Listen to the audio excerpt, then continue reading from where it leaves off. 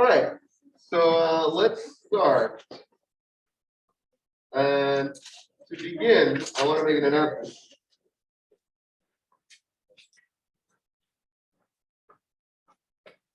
So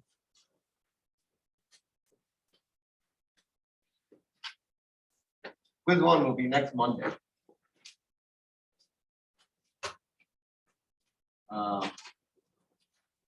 31st. It will be released at 3 p.m. You'll have 24 hours to do it, as for all the quizzes. And as I said, it's completely up to you if you want to turn in a physical copy or just turn it in on Canvas. Okay, so obviously this is something that people often ask. There's no place to submit it until I create the assignment. So once the assignment is released, then you'll see where. Okay. So good. Where we left off was we were talking about orthogonal projection, right? Where we were given some vector f and some non-zero vector p. And we went through this discussion where we want to decompose x, so to speak, as a sum of two vectors, one vector being parallel to the non-zero vector p, and the other part being normal or perpendicular. And we had this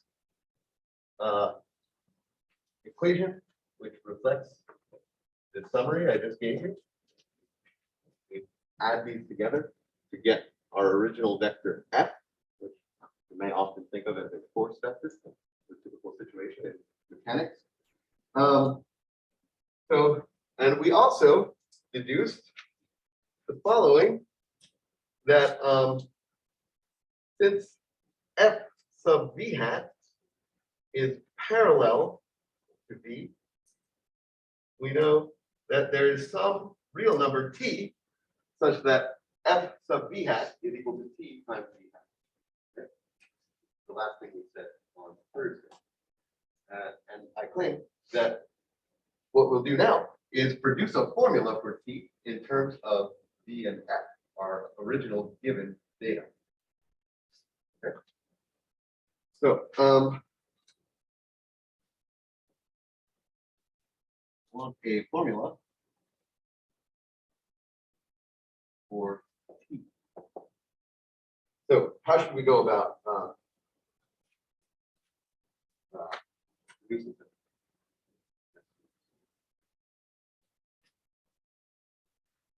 We want to express t in terms of f hat and v hat are given.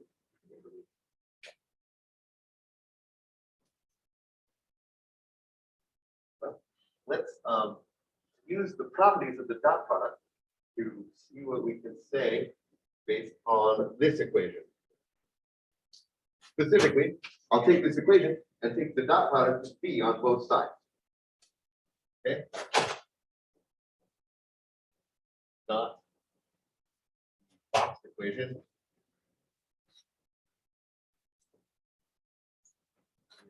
B hat on both sides. What does that give? F dot b equal to the sum of f sub b hat plus f sub n dot b hat. Now, remember, how do vector addition and the dot product work together?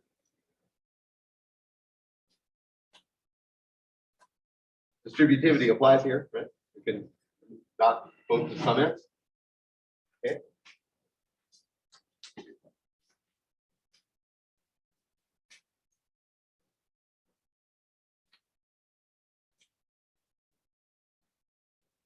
Okay, now, what can we say about these dot products?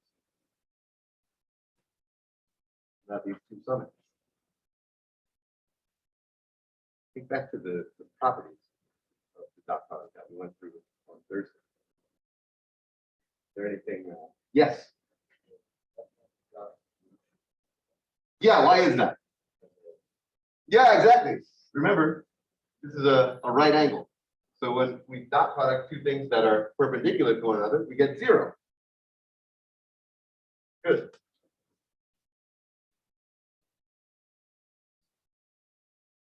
Okay. Where do we go from here?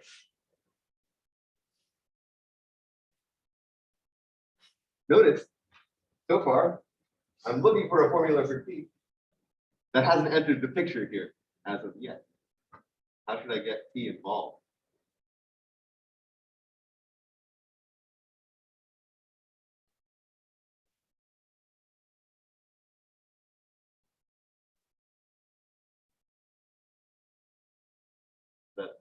Yeah, yeah.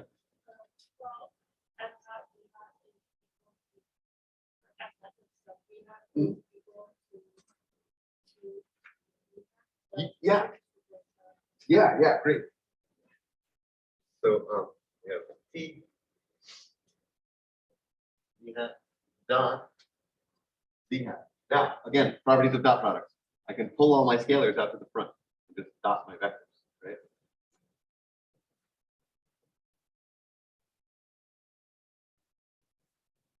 What is d hat dot d hat?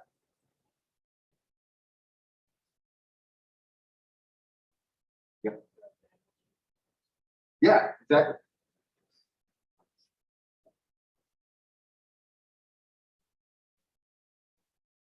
Okay. Now, from start to finish, what do I have? I have this where I started, this where I finished. Therefore, t is equal to f hat dot d hat divided by the magnitude of b hat squared. How do I know this is well defined? Yes. To the graph. Oh, so t is how much you scale v by to get out to f hat sub b hat. Yeah, exactly. To make it so that f sub n is perpendicular. Yeah, good question. Where is t in this diagram? It's the scaling factor on v. If you multiply v by to get f sub b hat. Okay, so good. Why is this well defined? Certainly, our calculations are justified. But how do I know this is a valid formula?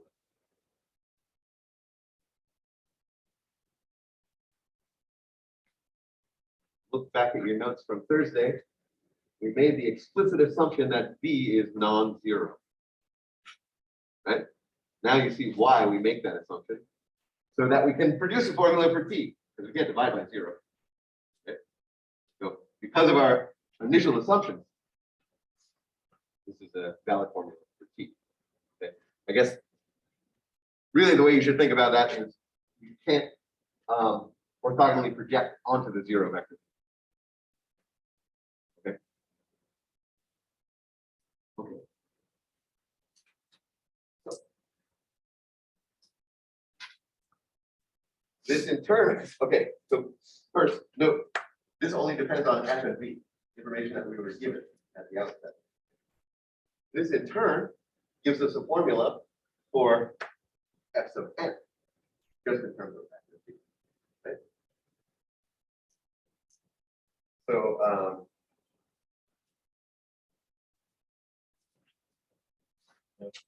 n is just equal to f hat minus f hat dot d hat divided by magnitude d hat squared times v hat. Right? I guess I should say since f hat is equal to f hat sub v hat plus f hat sub n. Right? All I've done is subtract the formula that I have for expression for f sub n just in terms of f and v. Okay, really quick, some dimensional analysis. We should make sure that we set out to find t being a scalar. This had better be a scalar. Dot product of two vectors, a scalar. Magnitude, a scalar. Good. Okay. So, right. Here's a piece of notation. Don't want this to throw you.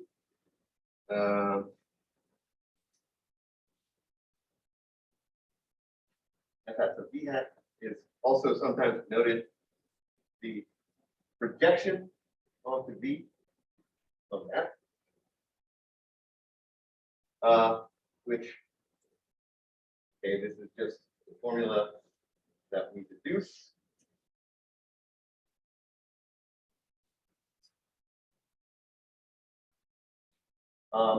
Sometimes you'll see this written in a slightly different way, namely as follows. F hat dot v hat divided by the magnitude of v, that's a scalar, times the vector v hat divided by the magnitude of v.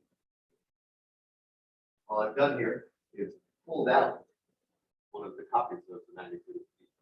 Why did I do that? Or I should say, why is it sometimes useful to write our equation this way? Yeah. Well, I get why you say that, right? Because this is secretly a dot product, right? It's still the same amount of computation. The reason that sometimes things are written this way is because what's special about the vector v hat dot, I'm sorry, v hat divided by the magnitude of v hat? Yeah. It's a unit vector. It's a vector of magnitude 1 pointing in the direction of v, which is, again, when you're in a physically motivated situation, very often you just are concerned with unit vectors. So that's why you'll sometimes see this, because you want to be concerned with something that points in the same direction as v, but has magnitude 1. Okay. Don't let that throw you. It's the same thing that we've done. Good. So let's do a quick example, and this example serves two purposes. It's just a slight bit of practice using the formula that we just discussed and derived, and it's also a reminder on some alternative notation for vectors in general. Okay, so I'm just going to give you the statement, and then we can discuss what the notation is.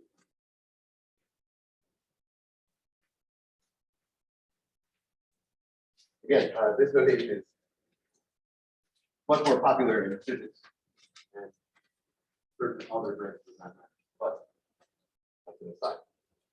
Okay, so let's express the vector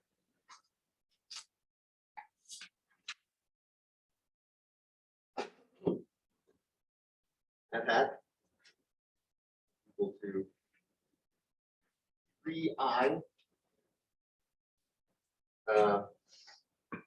plus j minus 2k as a sum of vectors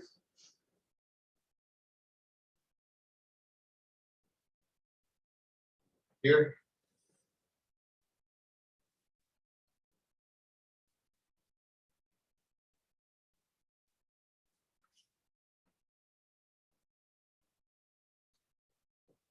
One parallel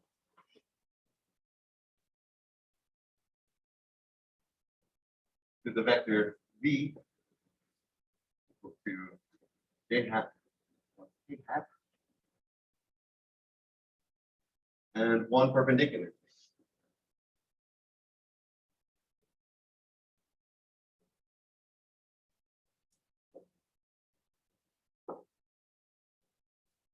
Okay, so is this IJK notation familiar to anybody? Okay, so I, J, and K are just specific vectors in R3, where I equals to the vector 1, comma 0, comma 0. J equals to 0, comma 1, comma 0. And K 0, comma 0, comma 1. Okay, so this notation is totally interchangeable with the notation that we have been using, ordered lists in parentheses, right? So we take this vector f that we're given, right? F equal to 3i plus j minus 2k, just the same as saying f is equal to 3 comma 1 comma negative 2, right? Just plug in these vectors I, j, and k into this expression. I get 3 times 1 0 0. I get 3 0 0 plus the vector 0 1 0. I add those together. I get 3 comma 2 comma 0. Then I get a negative 2 times k. So I get 0 0 negative 2. Add that last vector together, and I get this. This is just a way of this notation is a way of isolating the components and writing them as a sum instead of just in this parentheses. Okay. I, J, K, called the standard basis of R3.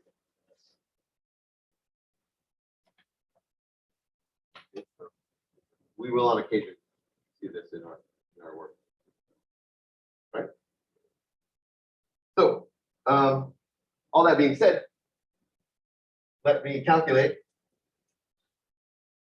f hat sub b hats. And just for fun, let's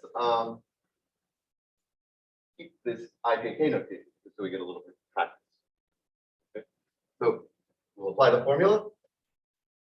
Right? I'll take the vector 3i plus j minus k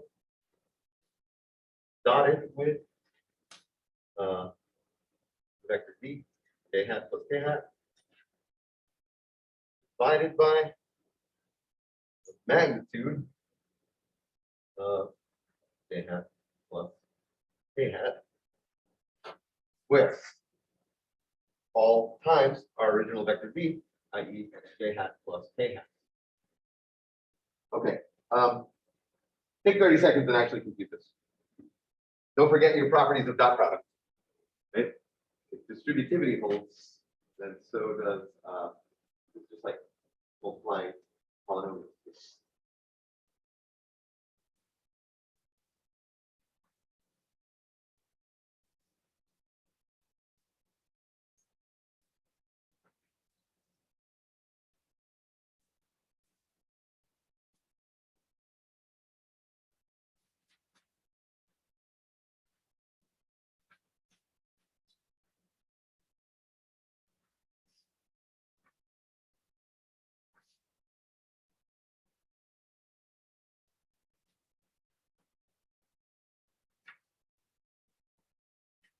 Okay, what do we get for this coefficient t?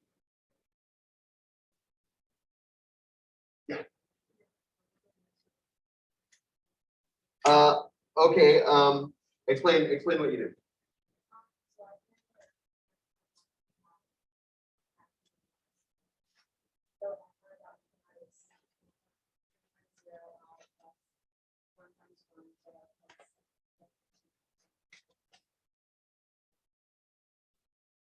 Okay, so you just told me a vector, right? But the dot product should be a scalar. Oh, so it's just like.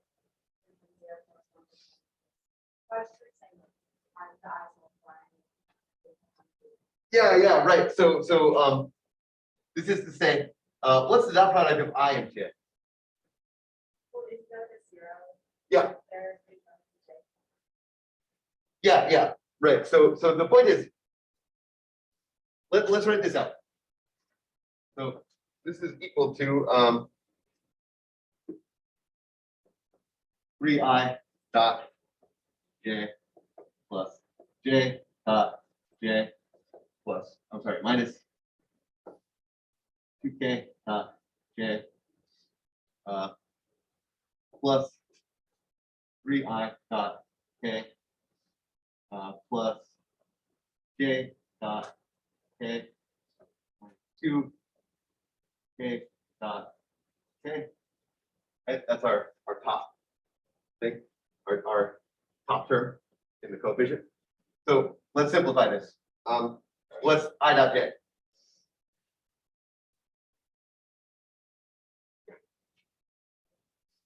It's zero.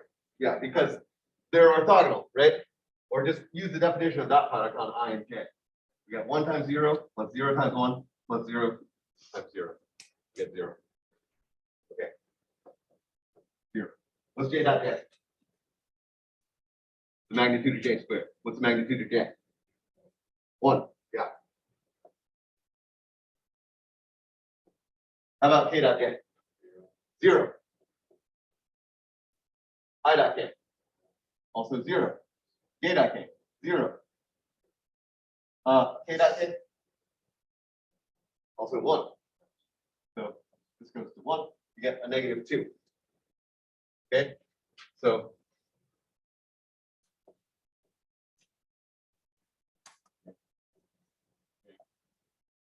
weird. Okay. So what do we get all together? 1 minus 2 divided by the magnitude of j hat plus k hat squared. Vector j hat plus k hat. What's the magnitude of j hat plus k hat squared?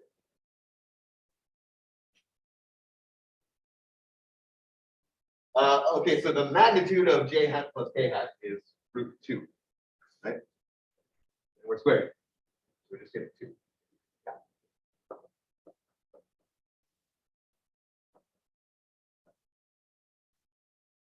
Okay, so this suffices, right? I gave it to you in IJK notation. It's perfectly acceptable to leave it that way. You could go back to parenthesis notation if you want. I don't care what format your answers in, as long as it's the correct answer. Okay. So this then tells us how to find f sub n, right? We'll take our original f.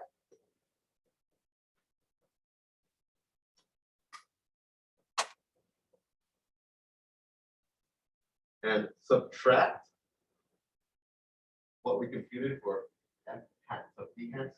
So really we're adding 1 half j hat k hat. Okay, so all together, what do we get?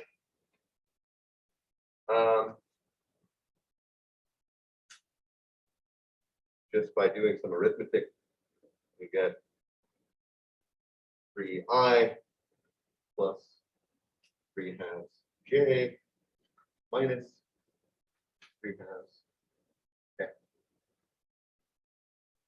Okay. Now, if you ever have any doubt, if you're doing a problem like this, just add the vectors together, add f sub b hat and f sub n, and see if you get f hat. That was the property that characterized those two vectors, that they should add together to f. Yeah.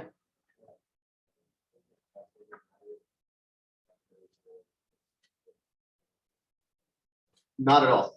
You can do whatever you're comfortable with, unless of course you're asked to do something specifically. but I won't ask you to put your answer in a particular form. Either way, it's fine. So if you just use numbers instead of the standard pieces, you don't have to distribute, right? You can just That's right. use regular. Yeah. In fact, you might think of it as being quite a bit easier by just using the parenthesis notation. But the reason I took this long route is just to show that the two notations are consistent with one another. And that when you use the standard basis, dot producting polynomials of vectors is just like multiplying polynomials from algebra 1. Right? Works the same. But math is all about doing the least work. So do whatever you feel comfortable. Yeah. Is the negative 1.5 distributed both? Yes. All right. That's that whole vector. Yeah. Good question. Okay. Good. So now we can start talking about the necessary geometry. Okay. We're going to take a detour into geometry in R2 and R3 before we discuss the cross product. And then we'll be done with these vectors. Okay, so let's talk about lines and planes.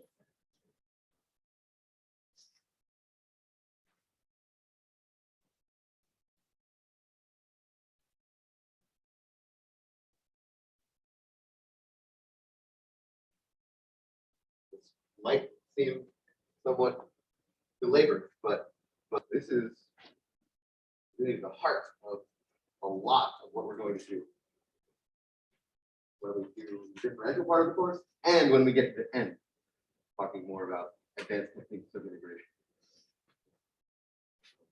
Really important to have a good grasp of. Okay.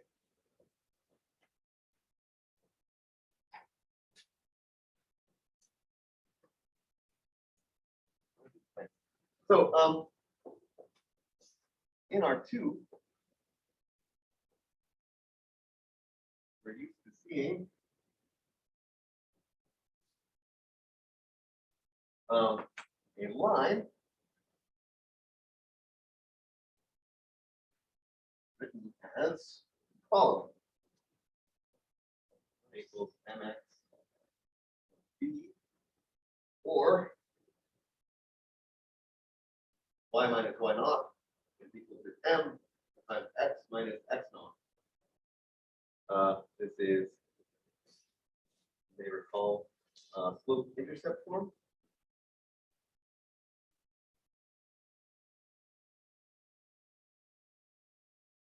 And point slope form for the equation of a line, right? That is to say, okay, and there's slope here and b is the y-intercept, or here we just have a point x naught, y naught that the line goes through, and m being the slope. Okay. So we're going to look at a generalization of this, and I'm going to write this down, and then I want you to tell me why it's strictly more general than either of these.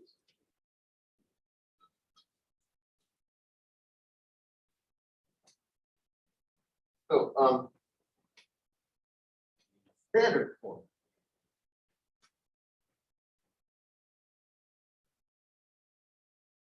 For the equation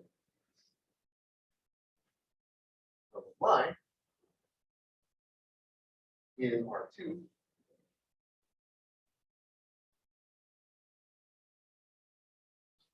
given as ax plus by plus c equals 0.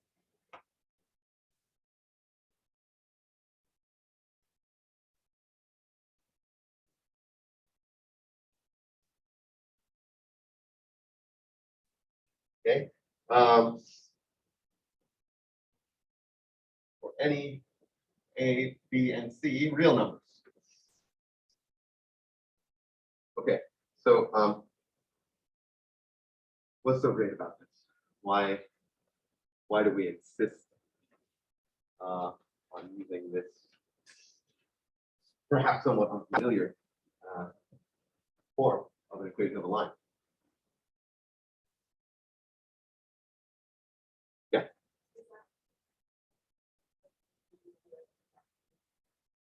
Yeah, that's a really important point that we're going to discuss at great length. That's a great observation that the coefficients, when it's written this way, tell us something about how to specify this line using vectors. There's something else that's nice about this form of the equation of a line.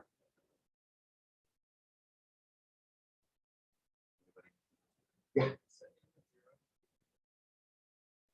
So yeah, that is a computationally that helps us. That is a good thing. An important point, though, is that in either of these forms, you can't write the equation of a vertical line. Whereas here, the equation of a vertical line has b equal to 0. Right? So this is the standard form because any line in R2 can take this form. Okay.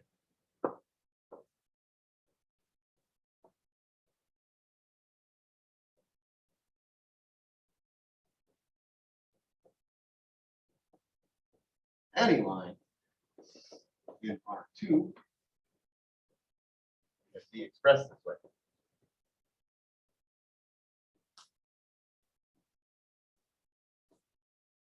Even verticals and vertical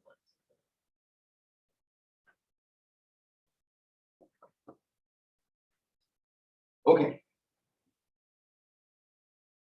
Right. So let's suppose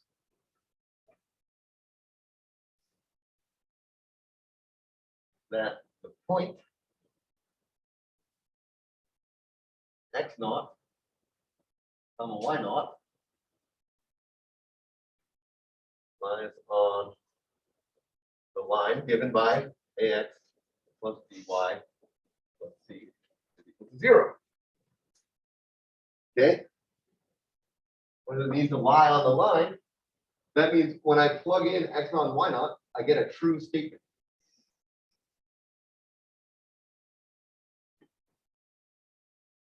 So what we know is ax naught plus by naught plus c is equal to 0. Or in other words, c is equal to negative ax naught minus by naught. Okay, now let's see what happens. I haven't said anything profound here, right? This is just the definition of what it means to lie on a line. These two coordinates satisfy the equation. Now let's plug this in to the equation that we started with, the standard form.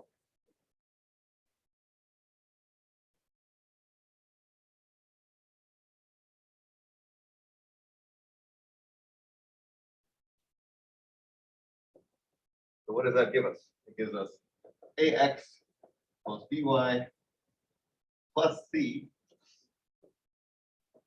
ax naught minus by naught, 0. A little algebra. The following.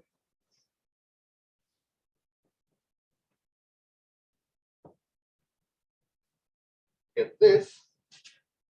Now, here's the vector algebra. What does this look like? Okay, so not exactly. It looks like something that comes up a lot in vector algebra. The kind of thing that really hard to see at first, but after practice, you'll be like, oh, I recognize it. This is a dot product of the vector a comma b and the vector x minus x naught comma y minus y naught. Okay. So what does this say? What does this last equation mean to us in terms of what we know about dot products? Yeah. Yeah, these two vectors are orthogonal. Okay.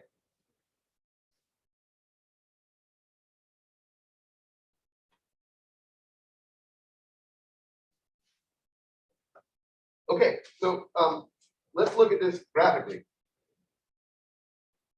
Here's my line given by this equation. Ax plus by plus b equals 0. And I assume that there was some point x naught y naught lying on the line. Now, this is saying here's the coordinates a b, a perpendicular intersection there, right? So what we're used to, again, if we go back to what we learned in Algebra 1 and 2, what we're used to is what specifies a line is it goes through 2 points. Or we can specify a point it goes through and its slope. Now we've come up with an alternative characterization of a line. All we need to know is a point that goes through it and a normal vector to that line. Okay.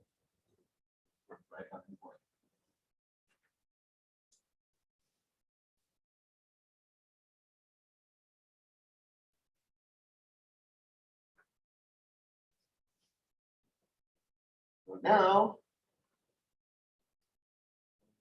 specify a line by a point on the line and a normal vector.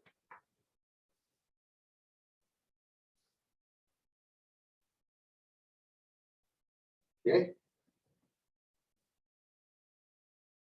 Okay. So let's collect all this information here. Try to be a little more precise. So let's let n be equal to a comma b, which is non-zero. Oh, sorry. Whenever I mean the zero vector, I'll just put a hat on 0. By this I mean, of course, 0, 0. Okay. Or depending on the context I'm in, 50 and many zeros. Okay.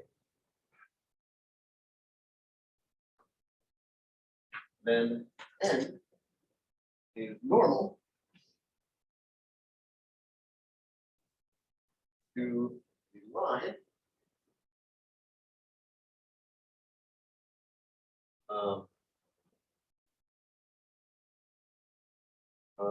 points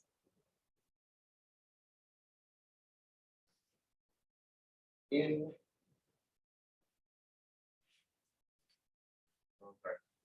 points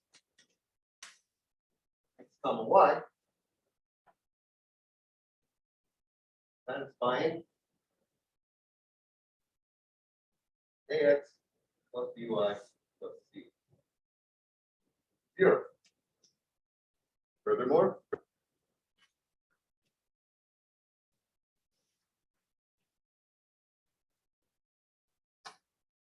given n a comma b and a specific point x naught comma y naught, the unique line through this point.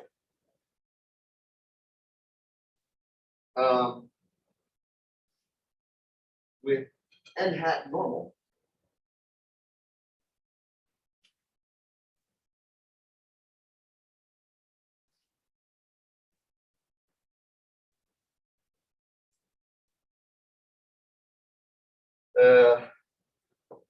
In the set of points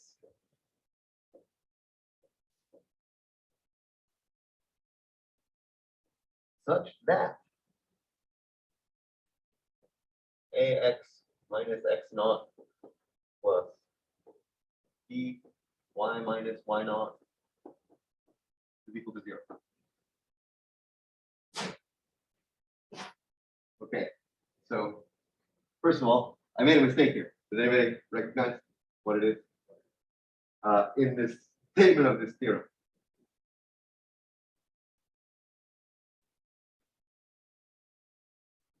Minor pedantic mistake. Yeah.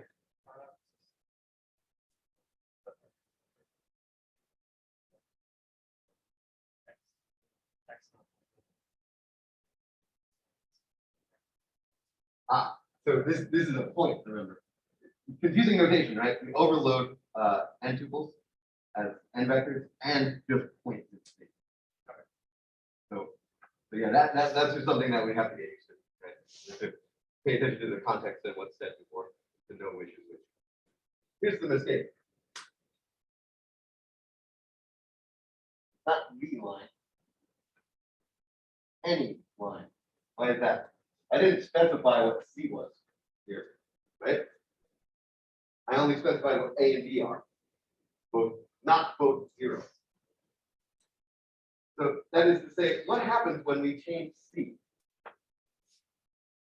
Okay, what we get is a family of lines that are all parallel as C changes, right?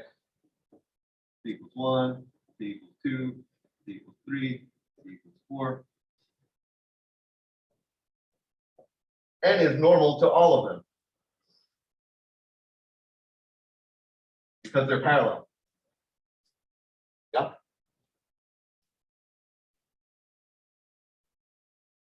So N is normal to any line of points x, y satisfying x plus by plus any C. Okay. Whereas, by contrast, if I try to generate a line that has n as a normal through a specific point, then there is a unique line, just unique such line. That is to say, let me pick this point over here as x naught, y naught. Okay, so as I change C, exactly one value of C will make a line parallel to all these lines through x naught, y naught.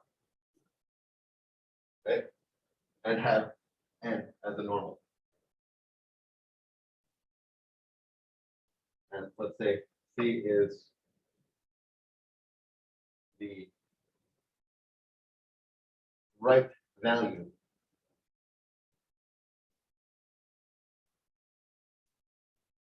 what is the right value?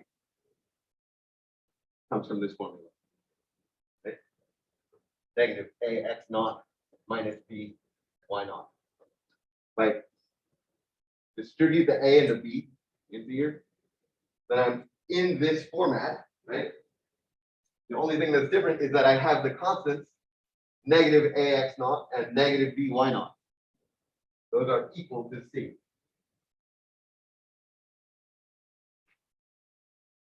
Okay.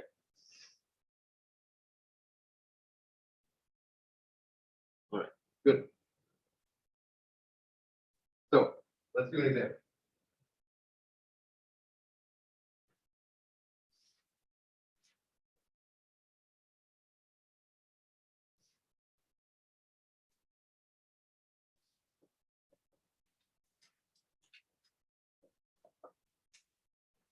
So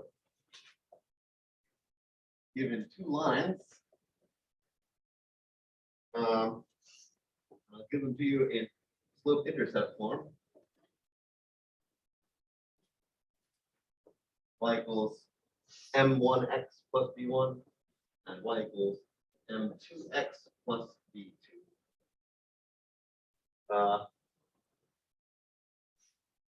With neither m1 nor m2 equal to 0.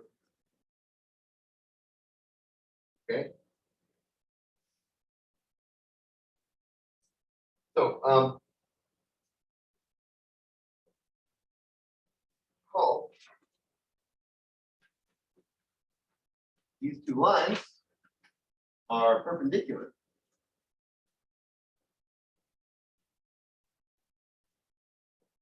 to each other.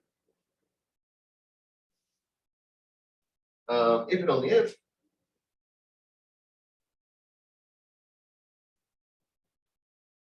they're normal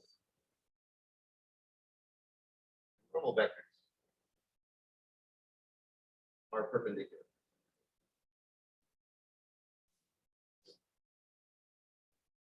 Right? If the lines themselves are perpendicular, the normal vectors to those lines must be perpendicular to each other as well. Yeah. That's the transitivity of perpendicularity from geometry. Okay, so I want to derive from this fact a standard result from algebra. Okay, so let's rewrite in standard form.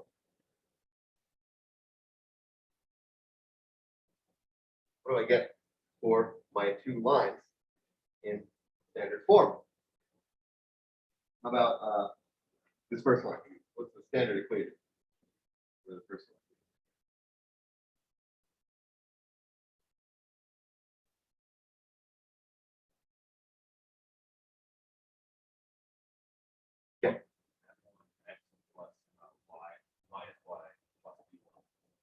Yeah, good, thank you.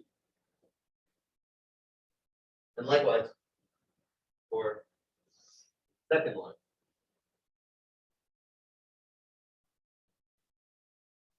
Okay.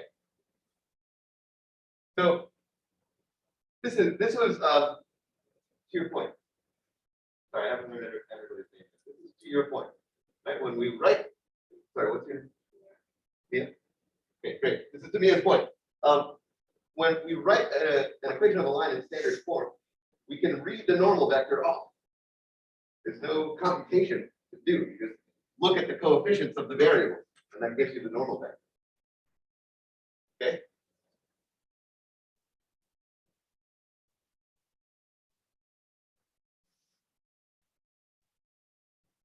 Okay.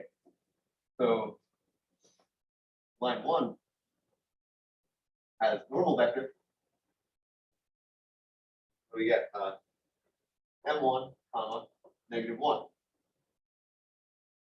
and line 2 has normal m2 comma -1. Okay, so now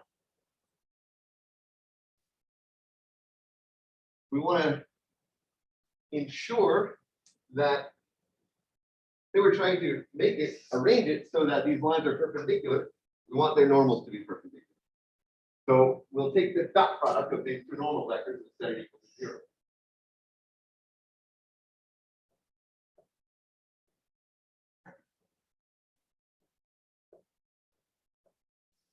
So we got m1, m2 plus 1 is equal to 0. A little bit of algebra gives us the following. M1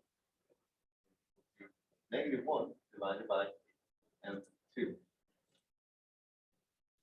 Remember this from algebra 1? You have an equation of a line. You want to produce an equation of a perpendicular line. What do you do to the slope? You take the negative reciprocal. Is what we just derived. Okay. Depending on your viewpoint,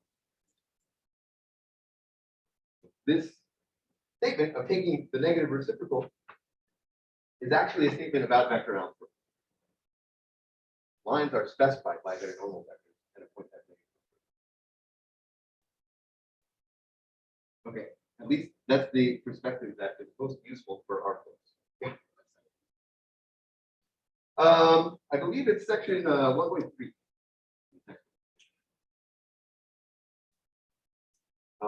Don't quote me on that, but I'm pretty sure that's right. Okay. So this is the standard formula for an equation of a line. But we can also be given a different collection of data and also specify a line. Okay. So specifically, let's say instead, suppose we want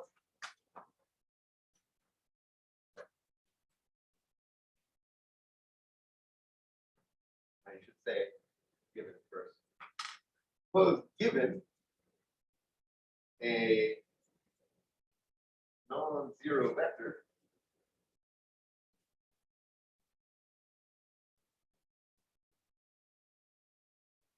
b, a comma b, not equal to the zero vector,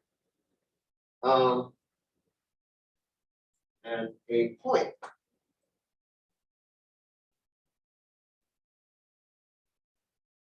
x comma y.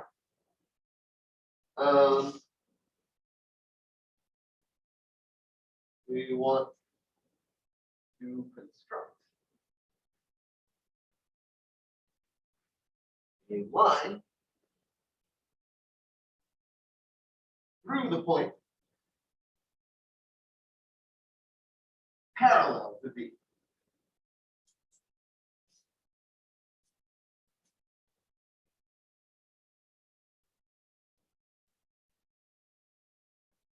What should we do?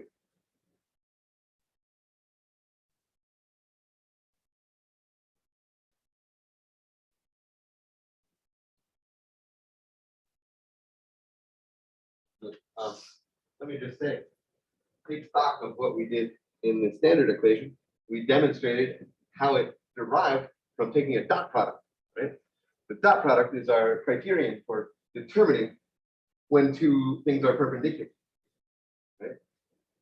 So if we want to construct a line that's parallel to a given vector, what is our standard most useful criterion for determining parallelness?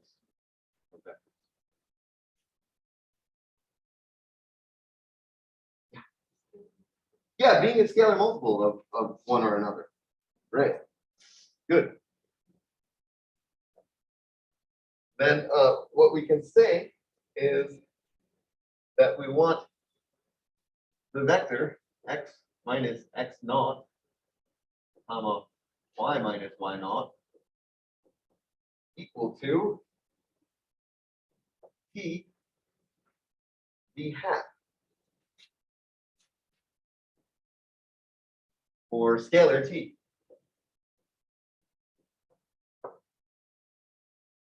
Okay. So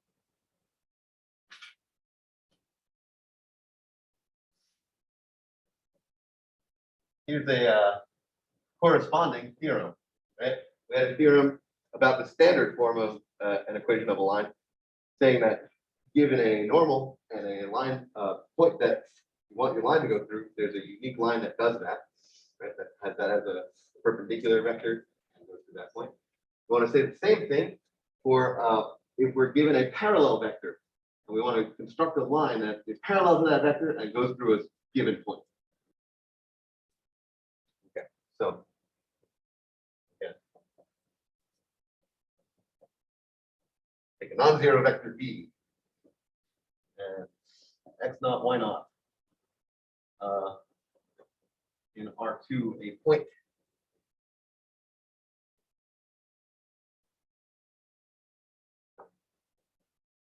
Then a point, an arbitrary point x comma y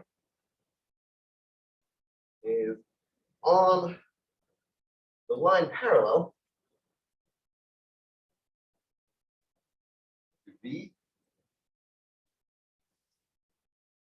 containing the point x naught, y naught, if and only if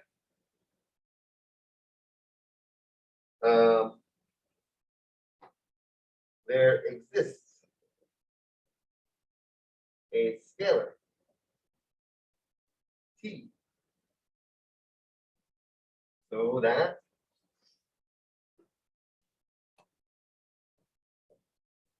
x comma y, our arbitrary point, is equal to x naught comma y naught, our specific point that we must have our line go through, plus t times b, written out slightly more fully, x naught y naught plus t times a comma b,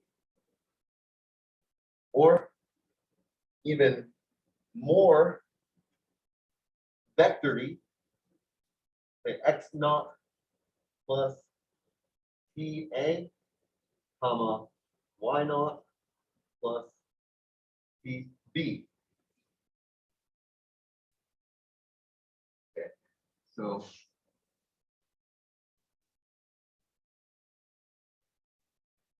a couple more words to say about this.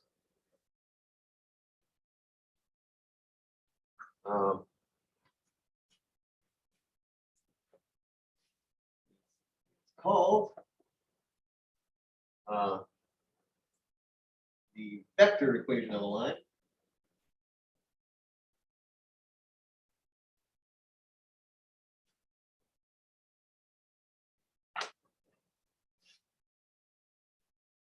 And sorry, and t is called a parameter.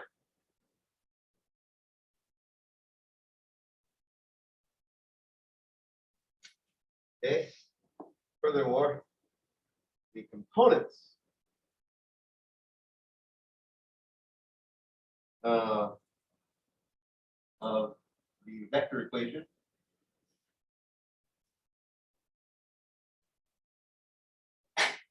are called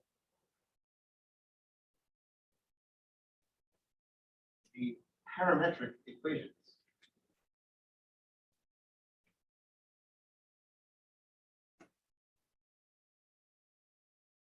Of the lines.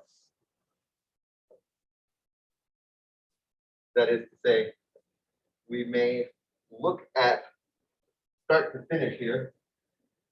Each of these components specifies its own equation, right? That is to say, x is equal to x naught plus TA, and separately, y is equal to y naught plus tb. Okay, so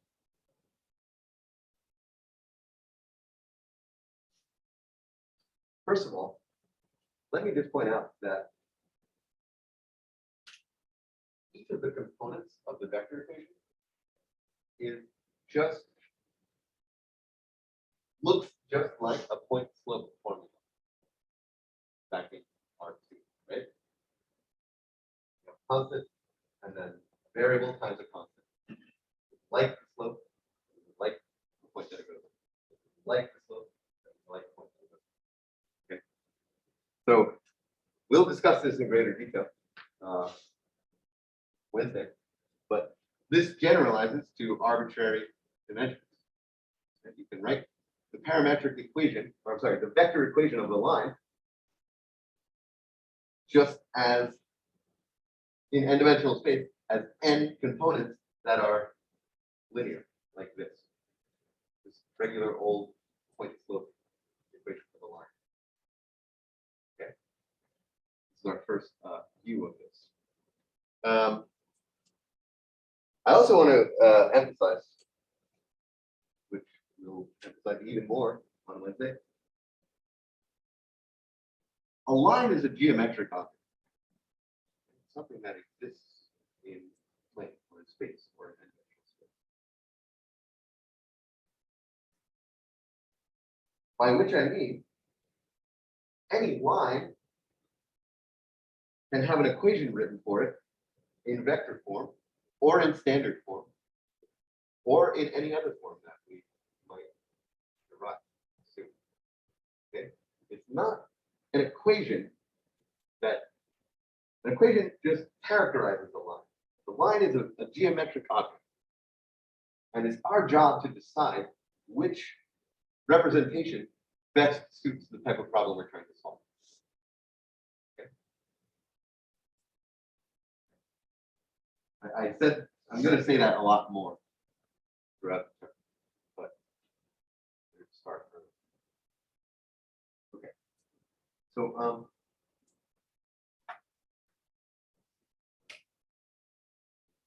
in the next 4 minutes.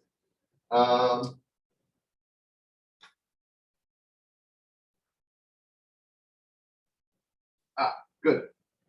Let me introduce one more important form an equation of a line can take. Okay,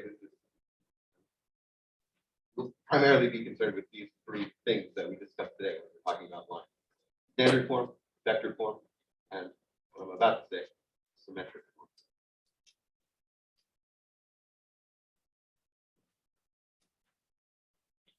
Okay, so a couple things. A is equal to 0.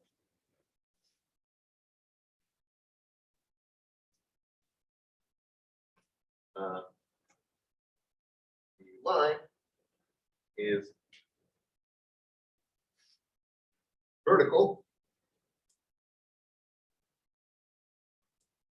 with equation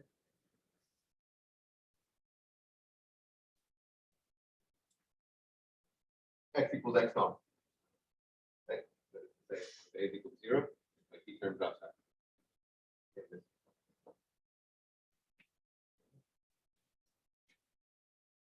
B is equal to 0. The line is horizontal.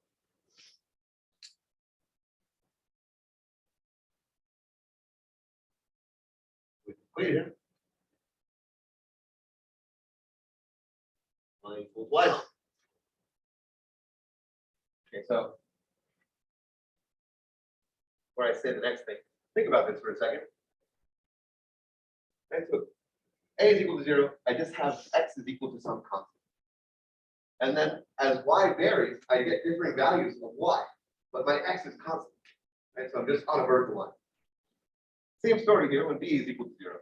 I just have y is equal to a constant. And x varies as t changes, but I stay at that constant value of y on the horizontal line. Okay. So what happens? What can we say when neither a nor b is equal to 0?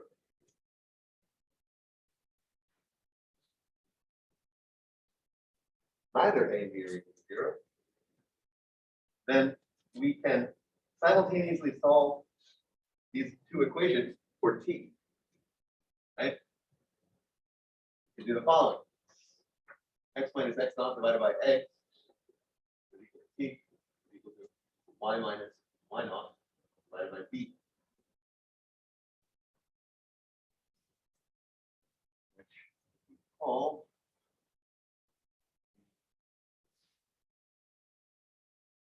symmetric equation for a line.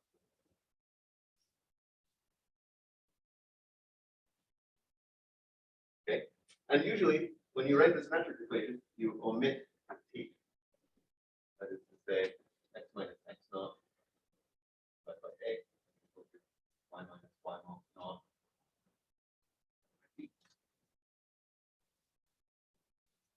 Okay, so I think that'll do it for today.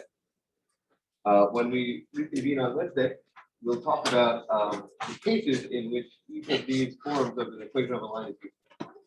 Okay. Have a good afternoon, and I'll see you in a couple days.